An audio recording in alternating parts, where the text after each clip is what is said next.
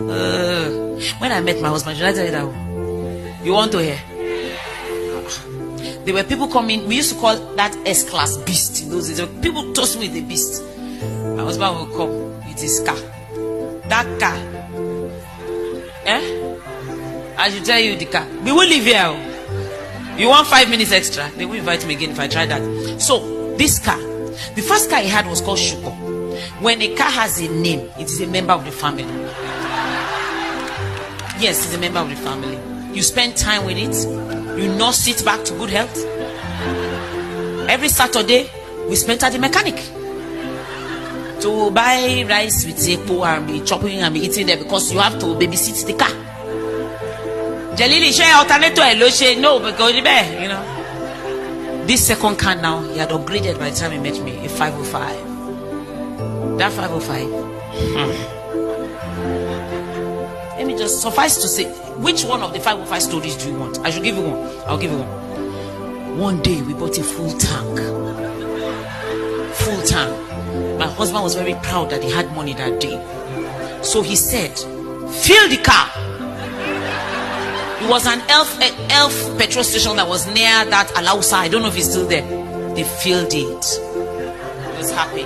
As we just turned the corner to go right, I just said, the tank came down. Because it had never had full tank. The weight was too much. It was not made for more. It was made for like quarter tank, half tank.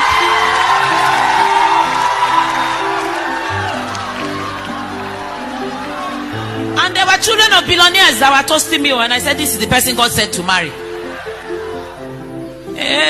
One more story and then we end. Seek ye first the kingdom of God and his righteousness. In choosing a husband, I sought for the kingdom of God. I asked God, a man that fears you, a man, it doesn't have to be rich. What do I want to do with this? There's something wrong with my hand. I don't understand why you need to marry rich men. It must be because you have decided in your life that poverty will kill you. If not, what do you need the man's money for? That you must come and become a parasite on the man's destiny.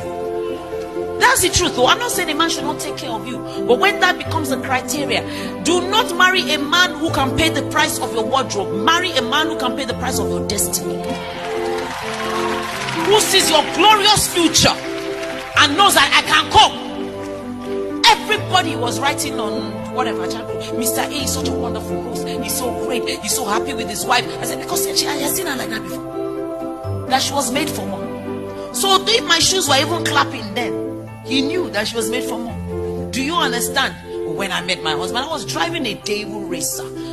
Those of us who are old, they remember Daewoo, Espero. You know, you updated yourself. They know you are 40 something to 50. They now know that you are not as young as I am. Anyway, that was a big girl car. And he was driving this 505 that I told you about. Anyway, our first Christmas together, we were going to, you know the story? You don't? Okay, I'll tell you. I should tell the story. Hands up.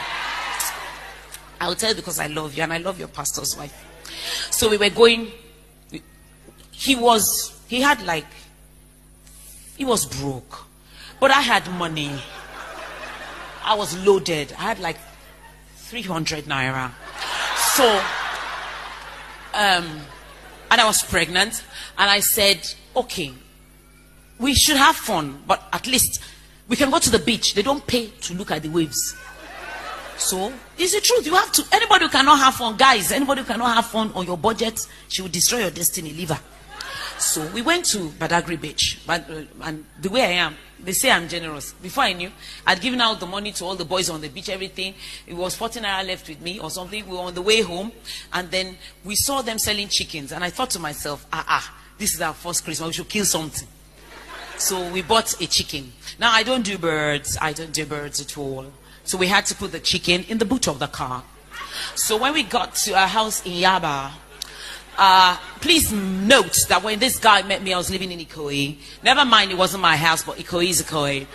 So, but I moved to Yaba. Actually, I was living in Ogba, but we decided to meet halfway in Yaba. Now I hear people saying that I don't do bridges. On what don't you do bridges? You are living in your cousin's house in V High. You are saying you are not do bridge in your house. You will do more than bridge. Ojo. So we moved to Yaba. Like I said, we got out in Yaba. He carried the chicken. The chicken was like, ah! I said, this chicken is dead. He said, it's dead. But was it dead when we bought it? I said, I just got married. It's not long. I said, my mommy said we should not be so. My mommy said this thing. My mommy said that you cannot be eating dead things. He said, but was it dead when we bought it? I said, no. He said, let us cut the neck again. So he cut the neck. So the first Christmas together, we ate a dead chicken. I would have liked to say we ate a dead chicken, but we did not, because his auntie came with 5 of our children. And 7 seats, they filled all the 7 chairs. So even that chicken, I ate the legs, the feet. In my mommy's house, we don't eat the feet, we throw it away. But that's what I ate the first Christmas. But if I want to eat an elephant this time, we can.